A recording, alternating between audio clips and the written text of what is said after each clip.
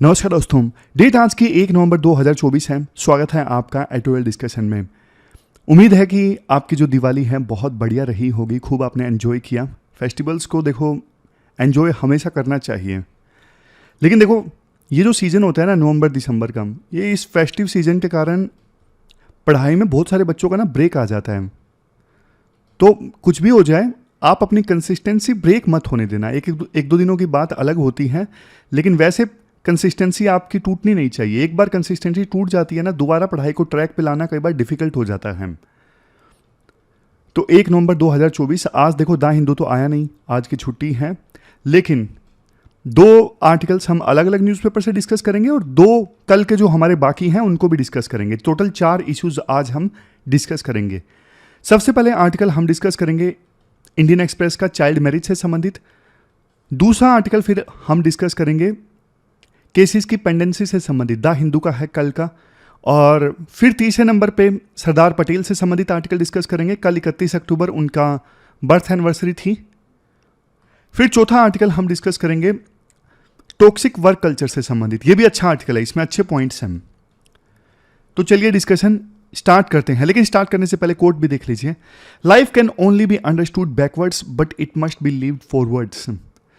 देखो जब हम कोई डिसीजन ले लेते हैं ना, तो डिसीजन लेने के बाद हम पीछे मुड़ के देखते हैं, तब हमें समझ में आता है डिसीजन लेने के क्या रिपरकशंस हुए।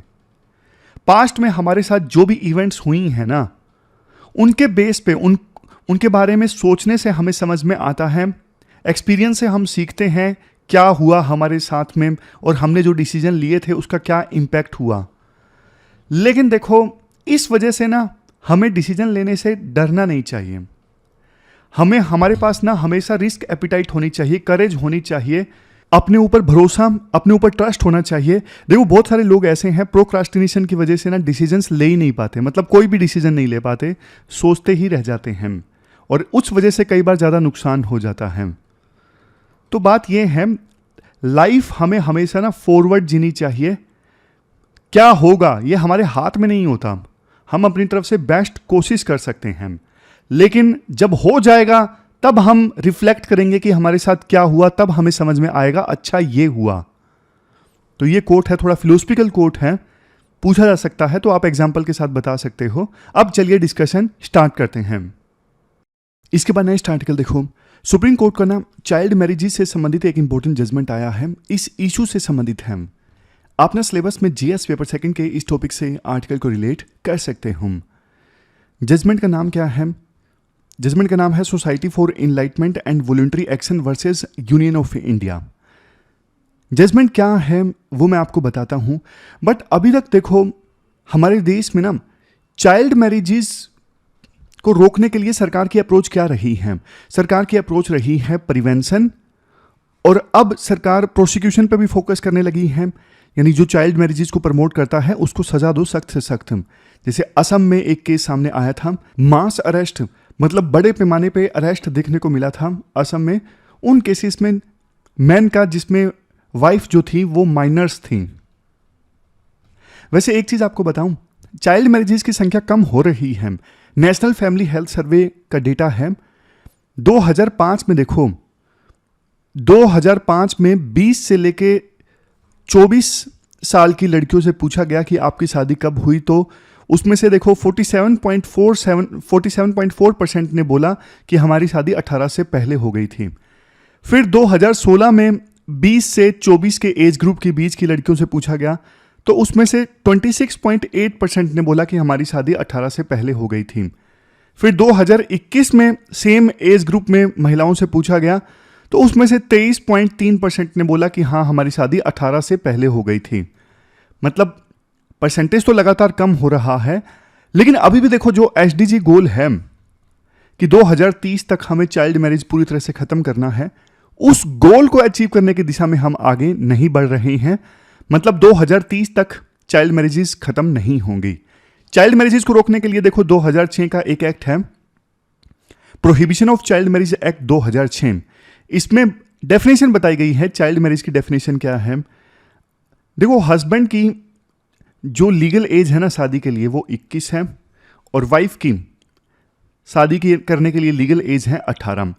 अगर दोनों की लीगल एज से कम एज में दोनों में से कोई भी शादी कर लेता है तो वो फिर चाइल्ड मैरिज होती है। और ये जो मैरिज होती है ना, एक बात ये ध्यान से सुनिएगा आप, ये मैरिज जो होती है ना वॉइडेबल होती है, इसको एनल किया जा सकता है। सिंपल शब्दों में बोलूं, किसी की चाइल्ड मैरिज हो गई लेकिन बाद में वो लीगल एज में आया ना, तो उसे समझ में आया कि मेरी तो चाइल्ड मैरिज हो गई, तो वो कोर्ट में जाके बोल सकता है या बोल सकती है कि मेरी शादी को कैंसिल कर दिया जाए, क्योंकि जब मेरी शादी हुई मैं चाइल्ड थी, मुझे चीज़ों का पता नहीं था। तो फिर कोर्ट को वो शादी कैंसिल करनी पड़ेगी। जी हाँ, देखो फर्क है, डाइवोर्स और शादी का एनल होना दोनों में ना फर्क है। डाइवोर्स में ना सरकार ये रिकॉग्नाइज करती है कि शादी कभी एग्जिस्ट करती थी, लेकिन अभी वो शादी जो है वो एग्जिस्ट नहीं करती, बकायदा डाइवोर्सी का टैग मिलता है जिसका डाइवोर्स होता है। लेकिन चाइल्ड मैरिज के बाद जब कोई लीगल एज में पहुंचता है और अपनी शादी कैंसिल करवाता है ना, तो उसे डाइवोर्सी का टैग नहीं मिलता, उसको टैग मिलता कि कभी शादी हुई ही नहीं। समझ गए? मतलब शादी जब एनल हो जाती है ना, कैंसिल हो जाती है चाइल्ड मैरिज के बाद में, तो इसका मतलब शादी कभी हुई नहीं और सब कुछ जो था वो इल्लीगल था, गलत ढंग से था, इसलिए शादी कभी हुई ही नहीं। ये फर्क है डाइवोर्स और एनलमेंट के बीच में। डाइवोर्स लेने के लिए देखो कुछ ऐसे ग्राउंड्स चाहिए, जैसे क्रूअल्टी, मतलब जैसे हस्बैंड वाइफ को मारता है, या फिर अडल्ट्री, किसी और के साथ में सेक्सुअल रिलेशंस हैं, तो ये सब ग्राउंड्स होने ज़रूरी हैं डाइवोर्स लेने के लिए। लेकिन चाइल्ड मैरिज के बाद में एनलमेंट लेने के लिए इन सब ग्राउंड्स की आवश्यकता नहीं है। बस इतना प्रूव करना ज़रूरी है कि मेरी चाइल्ड मैरिज हुई थी और अब मैं नलिफिकेशन चाहता हूँ या चाहती हूँ अपनी मैरिज का।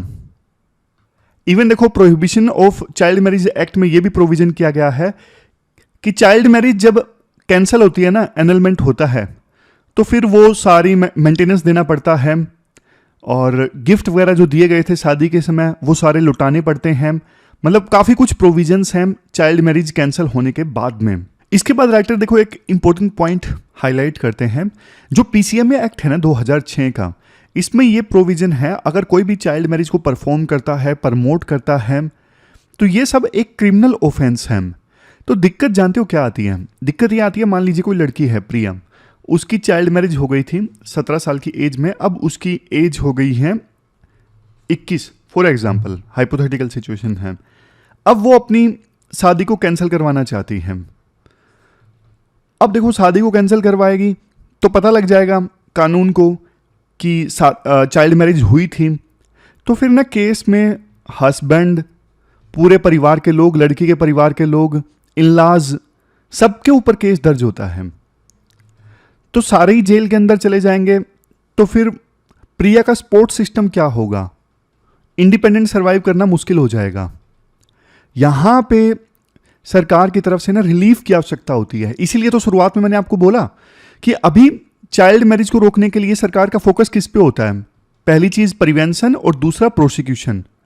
लेकिन रिलीफ, वेलफेयर, जिसकी कैंसिल हो गई है चाइल्ड मैरिज, उसको रिलीफ प्रोवाइड करने के लिए सरकार क्या कर रही है, इस पे कभी ध्यान नहीं दिया जाता था।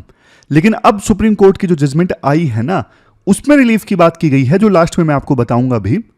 चाइल्ड मैरिज होने पे पीसीएमए और बीएनएस इनके तहत तो केस दर्ज होता ही है, बल्कि पोक्सो के तहत भी केस दर्ज होता है। जैसे हस्बैंड अपनी वाइफ के साथ में सेक्सुअल रिलेशंस एस्टैब्लिश करता है और वाइफ की एज अगर 18 से कम है ना, तो भी ये रेप है। समझ गए? स्ट्रिक्ट प्रोविजंस हैं चाइल्ड मैरिज को रोकने के लिए, तो बचने के चांस नहीं है अगर चाइल्ड मैरिज का पता लगता है। तो दिक्कत पता क्या है? दिक्कत ये होती है, अब मान लो किसी लड़की की चाइल्ड मैरिज हुई है, 16 साल की एज में हो गई, अब 17 साल उसकी एज है, तो ना वो हॉस्पिटल में नहीं जाएगी, परिवार वाले जाने ही नहीं देंगे, क्योंकि हॉस्पिटल में जाएगी तो हॉस्पिटल वालों को पता लग जाएगा कि ये तो चाइल्ड है अभी और इसकी शादी हो रखी है। तो हॉस्पिटल वालों को मैंडेटरी है कि कानून को, मतलब जैसे पुलिस को सूचित करना होता है कि हाँ एक चाइल्ड मैरिज वाली लड़की हमारे पास में है और ऐसे ऐसे आप आ सकते हो, कार्रवाई कीजिए। तो फिर पुलिस को आना पड़ता है, कार्रवाई करनी पड़ती है। तो परिवार के लोग ना ऐसी सिचुएशन में जब चाइल्ड मैरिज होती है ना, तो फिर लड़की को जाने नहीं देते हॉस्पिटल में।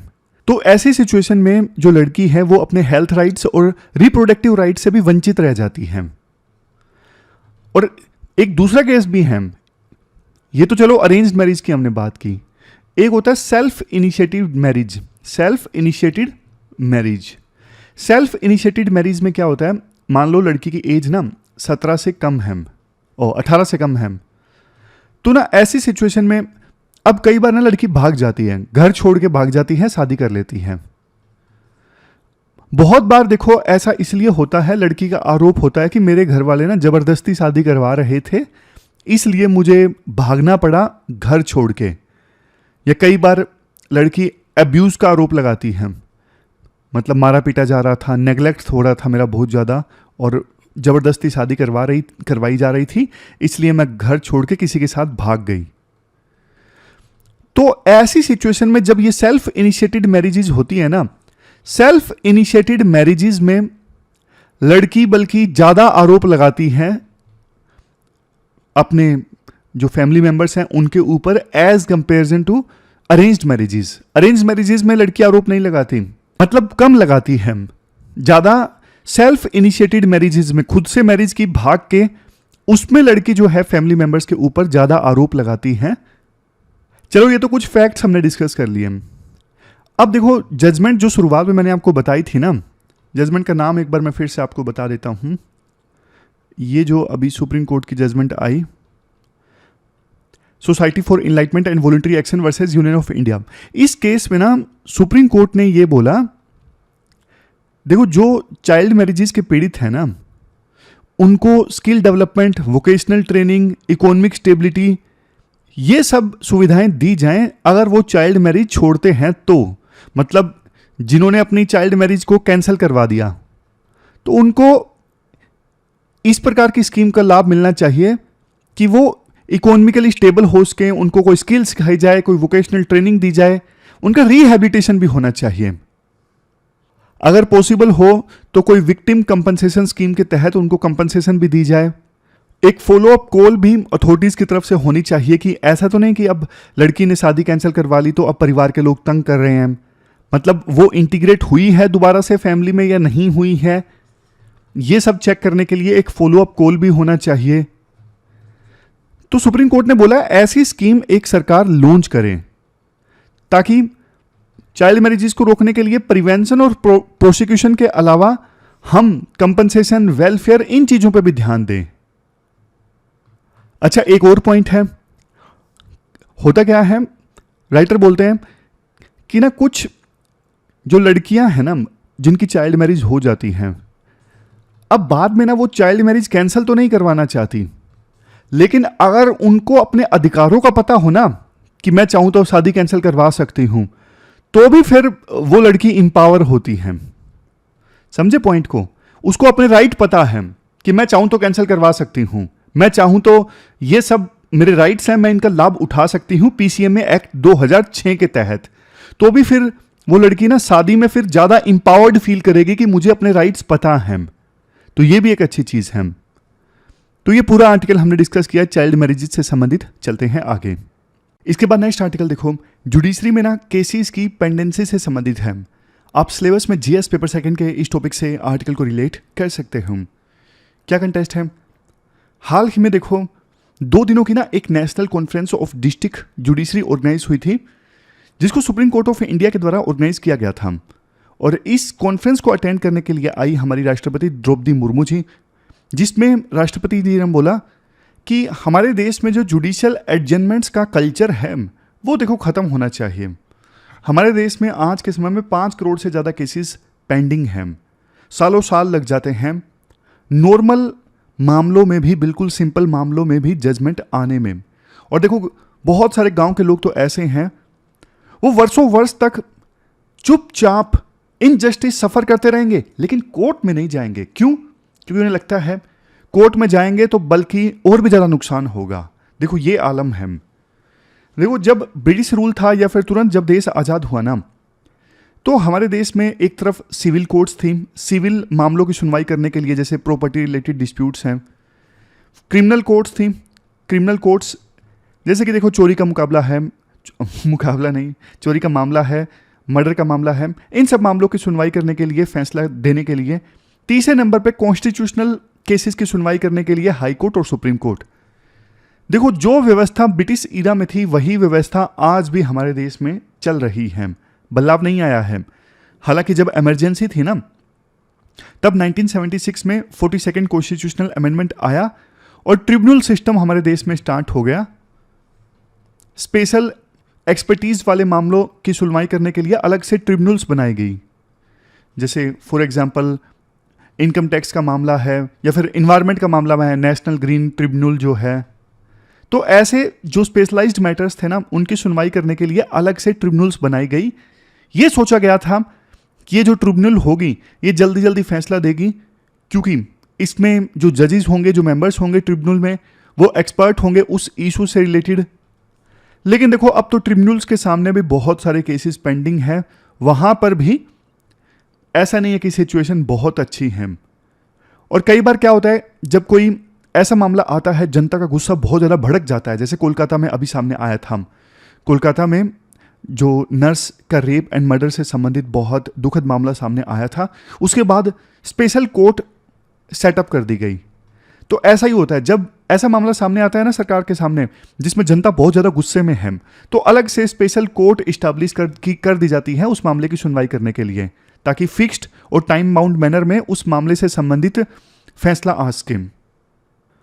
बट इवन देखो इन मामलों में भी ना, ये जो पब्लिक आउटक्राई वाले, जनता के गुस्से वाले जो मामले होते हैं ना, इनमें भी टाइम बाउंड मैनर में बहुत कम बार ऐसा होता है कि जजमेंट आ पाता है। तो क्या दिखते हैं इतने सारे केसेस पेंडिंग हैं, इतने सालों साल लग जाते हैं? देखो दिखते सिंपल हैं, पहले भी हमने डिस्कस किया है। सबसे पहले तो जजेस की संख्या ही कम है। 2024 में लॉ मिनिस्टर ने लोकसभा में रिप्लाई दिया, हमारे देश में ना 10 लाख पॉपुलेशन के पीछे सिर्फ 21 जजेस हैं, जबकि लॉ कमीशन ऑफ इंडिया की रिकमेंडेशन ये है हर 1 मिलियन के पीछे, हर 10 लाख के पीछे 50 जज होने चाहिए। सेकंड है, इवन देखो जो जजेस की वैकेंसी सैंक्शनड है ना, कि जैसे हाई कोर्ट में फॉर एग्जांपल कोई स्पेसिफिक हाई कोर्ट है, मुंबई हाई कोर्ट, यहाँ पे 50 जज होने चाहिए, लेकिन 50 के बजाय 30 वैकेंसीज फिल करके रखी हैं और 20 वैकेंसीज खाली हैं। इवन जो सैंक्शनड पोस्ट है ना जजेस की, उनको भी फिल नहीं किया जाता है। फिर देखो कई बार ना कोई जज सुनवाई कर रहा है, उसको ना किसी एडिशनल कोर्ट का चार्ज भी दे दिया जाता है, या फिर किसी स्पेशलाइज्ड कोर्ट का भी चार्ज दे दिया जाता है, तो उस जज के ऊपर ना बर्डन बढ़ जाता है। नेक्स्ट, नए नए कानून देखो सरकार लेके आती है, लेकिन जुडिशियल इंपैक्ट असेसमेंट नहीं किया जाता कि भाई ये कानून जब इंप्लीमेंट होगा तो इस कानून के इंप्लीमेंटेशन की वजह से कितने केसेस जुडिशरी के सामने बढ़ जाएंगे। इस प्रकार का जुडिशियल इंपैक्ट असेसमेंट नहीं होता। फिर 5वां पॉइंट है, कई बार ना विटनेस को कोर्ट में लाने में बहुत दिक्कत होती है, बहुत डिले हो जाता है, विटनेस कोर्ट आने को लिए तैयार नहीं होता, तो इस वजह से केस जो है वो आगे चलता रहता है। यहाँ पे कुछ डेटा भी है जिसको आप आंसर्स में इस्तेमाल कर सकते हो। जैसे देखो 31 दिसंबर 2023 तक का ये डेटा है, हमारे देश की अलग अलग हाई कोर्ट्स में ना 1114 जजेस की जो पोस्ट है ना सैंक्शनड है, लेकिन अभी सिर्फ 770 जजेस काम कर रहे हैं और बाकी जो जजेस की पोस्ट हैं वो खाली पड़ी हैं, यानी 30% वैकेंसीज हैं हाई कोर्ट्स में। अब देखो 2021 में ना 6 जो स्पेशलाइज्ड ट्रिब्यूनल्स थे ना, उनको सरकार ने एबोलिश कर दिया, खत्म कर दिया। अब उन ट्रिब्यूनल्स के सारे जो मामले हैं ना हाई कोर्ट्स के पास आ रहे हैं। इस वजह से ना हाई कोर्ट्स में जो पेंडेंसी है ना, जो बैकलॉग है, वो बढ़ता जाता है।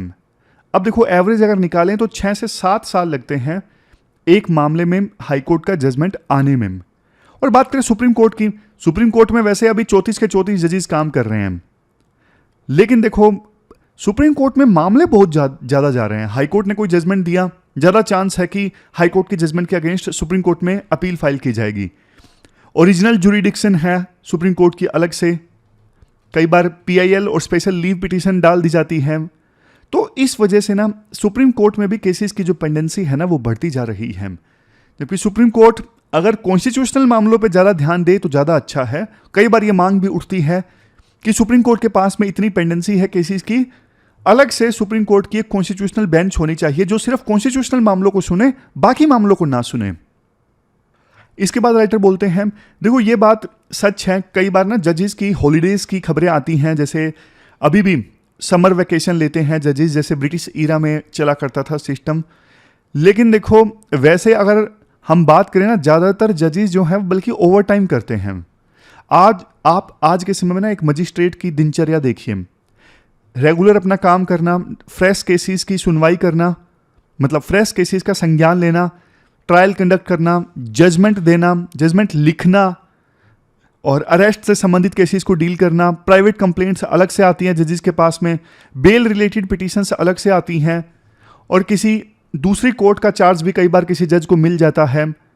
तो मतलब आप एक मजिस्ट्रेट की, एक जज की दिनचर्या देखोगे ना, बहुत हेक्टिक काम रहता है जज का। इतने हेक्टिक काम में जजमेंट लिखने का, तो क्वालिटी जजमेंट लिखने का टाइम ही नहीं मिलता। इसी वजह से फिर जजमेंट्स में गलतियां निकल के आती हैं। आमतौर पे एक जज एक दिन में ना 100 से ज़्यादा केसेस की सुनवाई करता है। तो कुछ सजेशंस लास्ट में राइटर के द्वारा दिए जाते हैं। सबसे पहला सजेशन है मीडिएशन। अब जैसे देखो सिविल केसेस हैं, प्रॉपर्टी डिस्प्यूट वाले केसेस हैं, अगर उनमें देखो मीडिएशन पहले से हो जाए, कोर्ट में आने से पहले बाकायदा मीडिएटर दोनों के बीच में सहमति बना लेता है, तो केसेस की संख्या कितनी कम की जा सकती है। मीडिएशन से रिलेटेड सरकार एक कानून भी लेके आई, बट इम्प्लीमेंटेशन उसका इफेक्टिव करना अभी बाकी है। नेक्स्ट है जस्टिस, देखो एम जगन्नाथा राव कमेटी आई थी। इस कमेटी ने यह सजेस्ट किया था, जो भी नया कानून आता है ना, उस नए कानून का ना जुडिशियल इंपैक्ट असेसमेंट होना चाहिए, कि नए कानून की वजह से जुडिशरी के सामने केसेस की संख्या कितनी बढ़ेगी, ये पहले से एसेस होना चाहिए। इंपैक्ट क्या होगा नए कानून के आने से जुडिशरी के ऊपर, समझ गए? फिर जितना इंपैक्ट होगा उसी हिसाब से फिर इंफ्रास्ट्रक्चर इंप्रूव होना चाहिए, उसी हिसाब से फिर जजेस की संख्या इंक्रीज होनी चाहिए।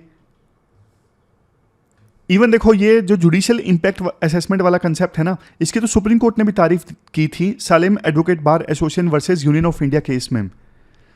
नेक्स्ट पॉइंट, हाई कोर्ट और स्टेट गवर्नमेंट्स जो है ना, वो जल्दी से जल्दी मिल के जजेस की वैकेंसी अगर खाली हुई है ना, तो उसे फिल करें। इवन देखो 6 महीने एडवांस से जजेस की वैकेंसी फिल करने की प्रक्रिया स्टार्ट हो जानी चाहिए। नेक्स्ट, किसी जज को ना एडिशनल चार्ज ना दिया जाए, क्योंकि देखो एडिशनल चार्ज अगर किसी जज को दिया जाता है ना, तो उसका अपनी दिनचर्या बिगड़ जाती है। वो पहले 100 केसेस अपने सुन रहा था, 100 नहीं सुन पाएगा अब वो कम केसेस सुन पाएगा, फिर दोबारा उनकी हियरिंग होगी, वो केस काफ़ी दिनों बाद आएगा, पूरा साइकिल बिगड़ जाता है अगर किसी जज को एडिशनल चार्ज दिया जाता है तो ये भी नहीं होना चाहिए। तो ये पूरा आर्टिकल हमने डिस्कस किया। सुप्रीम कोर्ट में और सभी कोर्ट्स में, ना सिर्फ सुप्रीम कोर्ट में, जुडिशरी के सामने जो केसेस की पेंडेंसी है ना, उससे संबंधित हमने आर्टिकल डिस्कस किया, क्यों होती है, क्या किया जा सकता है। चलते हैं आगे। इसके बाद नेक्स्ट आर्टिकल देखो, हमारे देश में ना बदलते वर्क कल्चर से संबंधित है। आप सिलेबस में ना जीएस पेपर 4 एथिक्स से इन टॉपिक से आर्टिकल को रिलेट कर सकते हो। देखो शुरू में ना आपको बैकग्राउंड बताता हूँ। देखो हमारे देश में ना इकोनॉमिक रिफॉर्म्स आए 1991 में, एलपीजी रिफॉर्म्स आए। उससे पहले हमारे देश की इकोनॉमी तो क्लोज्ड इकोनॉमी थी, लेकिन इन रिफॉर्म्स के बाद में विदेशी कंपनीज हमारे देश में आना स्टार्ट हो गई और यहाँ पे उन्होंने अपना बिजनेस यहाँ पे इस्टेब्लिश करना स्टार्ट कर दिया। और देखो इंटरेस्टिंग बात यह है कि ये जो विदेशी कंपनीज एलपीजी रिफॉर्म्स के बाद भारत में काम करने के लिए आई ना, ये सिर्फ पैसा और टेक्नोलॉजी नहीं लेके आई, ये ना अपना पूरा वर्क कल्चर भी इंडिया में लेके आई। मेनली देखो American work culture. Max weber ना इस कल्चर को नाम देते हैं Protestant work ethic. Protestant work ethic, जिसमें ना वर्क को ना ऐसी सिग्निफिकेंस है जैसा कि रिलीजन को होती है। काम ही पूजा है। हम तो देखो पढ़ते हैं इंडिया में काम ही पूजा है, लेकिन उसे थोड़ा इंप्लीमेंट कम करते हैं। बट यूएसए का जो वर्क कल्चर है ना, काफ़ी स्ट्रेसिंग है। मतलब डेडलाइंस को मीट करना, चाहे वो सेल की डेडलाइन हो या फिर अकाउंटिंग की डेडलाइन हो, काफ़ी स्ट्रिंजेंट टारगेट्स होते हैं। क्योंकि मैक्स वेबर के अनुसार वो प्रोटेस्टेंट वर्क एथिक है, मतलब काम को ना रिलीजन जितनी सिग्निफिकेंस प्राप्त है। अब जब अमेरिकन कंपनीज यहाँ पे आई भारत में, तो वही वर्क कल्चर भारत में लेकर आई। पिछले दिनों हमने एक न्यूज़ डिस्कस की थी, ENY कंपनी की एक एम्प्लॉई, उसकी कार्डियक अरेस्ट की वजह से डेथ हो गई। बाद में देखो उस लड़की की मदर ने एक लेटर लिखा था कंपनी को रिस्पॉन्सिबल ठहराते हुए कि हमारी बच्ची काम कर रही थी, वर्क लाइफ बैलेंस बिल्कुल भी नहीं था, बहुत ज़्यादा प्रेशर था डेडलाइंस का।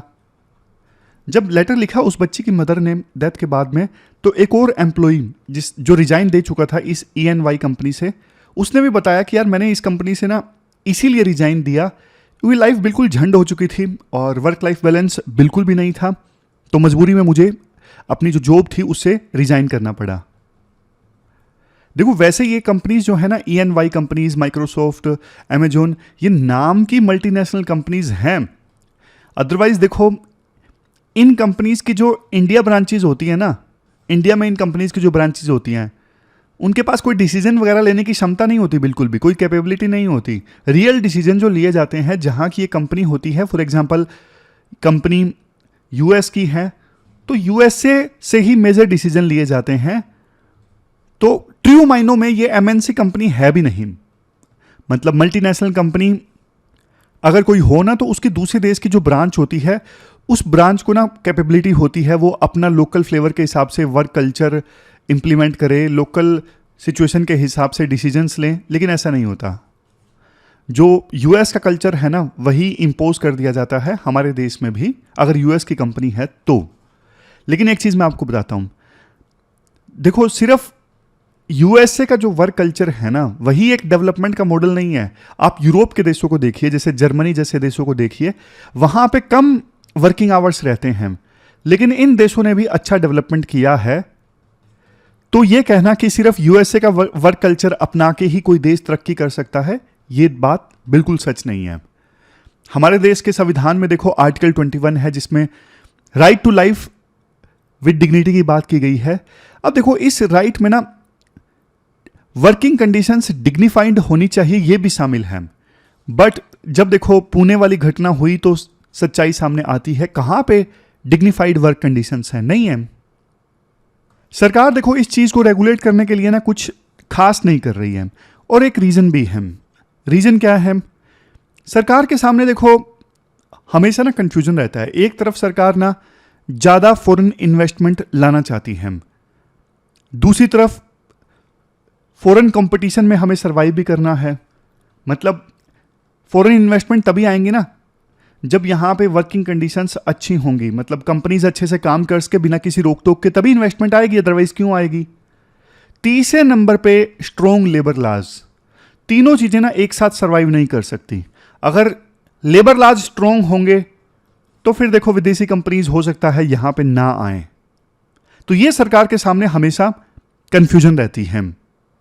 इसके बाद ना राइटर एक बात पूछते हैं, जब देखो ये so called MNCs, foreign companies जब अपना वर्क कल्चर इंपोज करती हैं भारत में, तो क्या ये इकोनॉमिक सोवरेनिटी का वायलेशन नहीं है जाहिर तौर पे।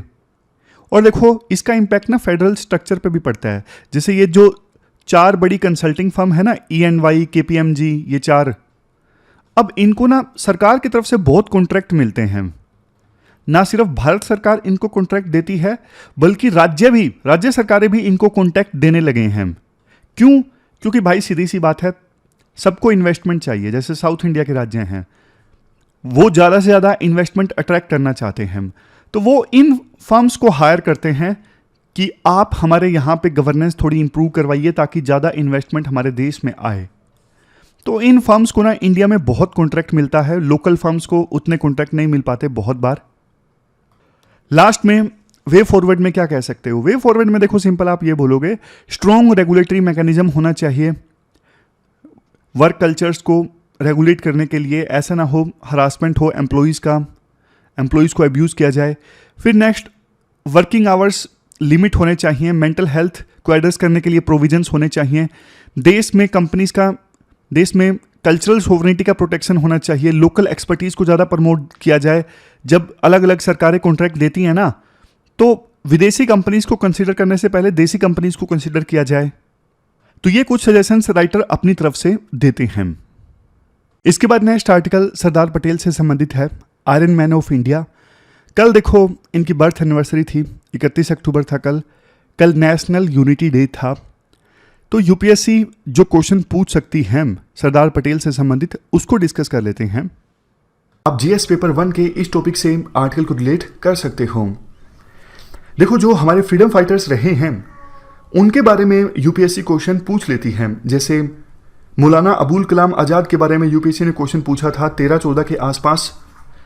लेकिन यूपीएससी ने यह पूछा था कि आज़ादी के बाद यानी 1947 के बाद उनका कंट्रीब्यूशन क्या रहा है। यूपीएससी काफ़ी चालाक है, क्योंकि मॉडर्न इंडिया तो प्रिपेयर की ही जाती है यूपीएससी एस्पायरेंट्स के द्वारा, तो पता होता है यूपीएससी एस्पायरेंट्स को कि कौन से लीडर्स ने कौन कौन सी मूवमेंट्स में पार्टिसिपेट किया और कैसा उनका योगदान रहा। लेकिन आज़ादी के बाद उनका योगदान कैसे रहा, ये क्वेश्चन थोड़ा अलग था। उसी प्रकार से वल्लभ भाई पटेल के बारे में भी यूपीएससी क्वेश्चन पूछ सकती है कि आज़ादी के बाद उनका क्या क्या कंट्रीब्यूशन रहा। तो वल्लभ भाई पटेल के बारे में आपको पता है कि किस प्रकार से उन्होंने हमारे देश में 562 जो रियासतें थीं उनको इंडिया में मिलाने के लिए बहुत ज़्यादा इंपॉर्टेंट अपना योगदान दिया। आज जो इंडिया का मैप है तो वो शायद सरदार वल्लभ भाई पटेल और उनके साथियों की बदौलत ही है। किस प्रकार से उन्होंने विभिन्न रजवाड़ों के जो राजा थे उनको कन्विंस करवाया इंडिया में शामिल होने के लिए। इसके अलावा देखो, सरदार वल्लभ भाई पटेल जो थे वो हमारे देश के पहले होम मिनिस्टर थे और पहले डेप्टी प्राइम मिनिस्टर भी थे। 562 प्रिंसली स्टेट्स के अलावा जम्मू एंड कश्मीर, जूनागढ़, हैदराबाद, इनको भी इंडिया में इंटीग्रेट करवाने में सरदार पटेल की अहम भूमिका रही। और हमारे देश में इंडियन एडमिनिस्ट्रेटिव सर्विसेज और इंडियन पुलिस सर्विसेज की मजबूत फाउंडेशन रखी गई सरदार पटेल के द्वारा। वैसे देखो, सिविल सर्विसेज तो काफ़ी पहले से थी, ब्रिटिशर्स के समय भी, लेकिन आज़ाद भारत में सिविल सर्विसेज किस प्रकार से काम करेंगी, इसकी फाउंडेशन सरदार पटेल के द्वारा रखी गई थी।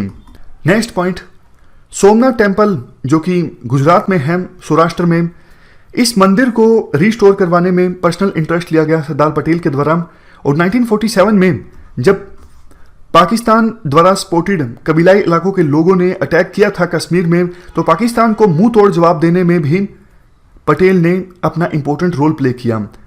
लास्ट पॉइंट ये है, पार्टीशन के बाद बहुत सारे रिफ्यूजीज आए थे इंडिया में, तो वेस्ट बंगाल में, पंजाब में, दिल्ली में रिफ्यूजीज कैंप्स को इस्टेब्लिश करने में इनका इंपॉर्टेंट रोल रहा था। तो ये कुछ इंपॉर्टेंट पॉइंट्स हैं। बाकी जो नॉर्मल पॉइंट्स हैं वो भी आप लिख सकते हो। जैसे संविधान जब बन रहा था तो उस समय भी इन्होंने काफ़ी कमेटीज़ में पार्टिसिपेट किया और संविधान के निर्माण में अहम भूमिका निभाई। बाकी देखो, यूपीएससी इस प्रकार से भी क्वेश्चन पूछ लेती है कि आप गांधी और सुभाष चंद्र बोस के व्यूज़ को आपस में कंपेयर कीजिए या फिर गांधी और अंबेडकर के व्यूज़ को आपस में कंपेयर कीजिए। तो सरदार पटेल का अगर कंपैरिजन आएगा तो वो नेहरू के साथ आ सकता है। क्वेश्चन जैसा हमने शुरुआत में डिस्कस किया था, दोनों के कंपैरिजन पे आपको क्वेश्चन भी एक अटेम्प्ट करना है। बाकी तो देखो, आज़ादी से पहले उनका क्या योगदान रहा, इसके बारे में आप आसानी से लिख सकते हो। लास्ट में क्वेश्चन देख लीजिए जो आपको अटेम्प्ट करना है। वर्क कल्चर से संबंधित आपको क्वेश्चन अटेम्प्ट करना है 250 वर्ड्स में, 15 मार्क्स का ये क्वेश्चन है। तो ये थी हमारी आज की डिस्कशन। मिलते हैं फिर से एक नई डिस्कशन के साथ। तब तक आप अपना ख्याल रखिए, अच्छे से पढ़िए। Thank you very much for discussion.